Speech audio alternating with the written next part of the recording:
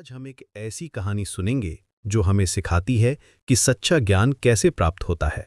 ये कहानी है गौतम बुद्ध की, जिन्होंने दुनिया को दिखाया कि असली खुशी कहाँ मिलती है।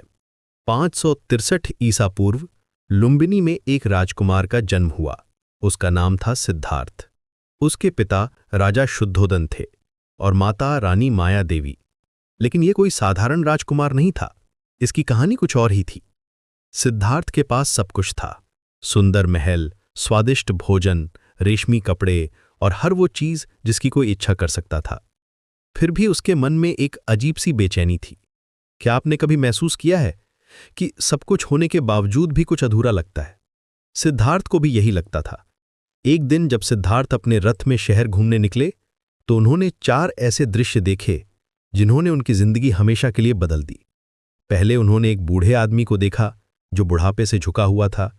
फिर एक बीमार व्यक्ति को देखा जो दर्द से कराह रहा था। तीसरे दिन उन्होंने एक मृत व्यक्ति को देखा और अंत में एक सन्यासी को देखा जिसके चेहरे पर अजीब सी शांति थी। इन दृश्यों ने सिद्धार्थ के मन में तूफान मचा दिया। उन्होंने सोचा, अगर बुढ़ापा, बीमारी और मृत्यु सबके साथ होने वाली है तो फिर इन सारे सुखों का क्या मतलब है? क्या जीवन में इससे कुछ और भी है? 29 साल की उम्र में एक रात सिद्धार्थ ने एक बड़ा फैसला लिया। उन्होंने अपना राजमहल, अपनी पत्नी, अपने बेटे, सब कुछ छोड़ दिया। इसे महाभिनिष्क्रमण कहते हैं। प्रेम, कल्पना करिए कि किसी के लिए यह फैसला कितना मुश्किल रहा होगा। सिद्धार्थ ने अपने बाल कटवाए, भिक्षु के कपड़े पहने और सच्चाई की तलाश में निकल पड़े। वे कई गुरुओं के पास गए, कठोर तपस्या की, लेकिन उन्हें वो जवाब नहीं मिला जिसकी तलाश थी। फिर एक दिन बोधगया में एक पीपल के पेड़ के नीचे सिद्धार्थ ध्यान में बैठे। उन्होंने संकल्प लिया कि जब तक सच्चाई का पता नहीं चलेगा तब तक वे यहां से नहीं उठेंगे। कई दिन बीते, कई रातें गुजरी और फिर एक रात, पूर्णिमा की रात, उन्हें वो ज्ञान मिला जिसकी तलाश थी।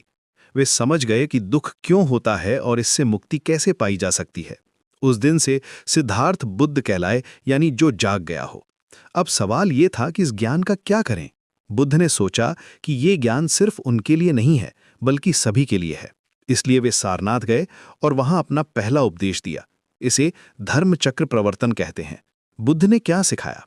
उन्होंने 4 आर्य सत्य बताए। पहला, जीवन में दुख है। दूसरा, इस दुख का कारण है हमारी इच्छाएं और लालसाएं। तीसरा, इस दुख से मुक्ति संभव है। और चौथा, इस मुक्ति का रास्ता है अष्टांगिक मार्ग। अष्टांगिक मार्ग यानी 8 तरीके जिनसे हम सही जीवन जी सकते हैं। सही दृष्टि, सही संकल्प, सही वाणी, सही कर्म, सही आजीविका, सही प्रयास, सही स्मृति।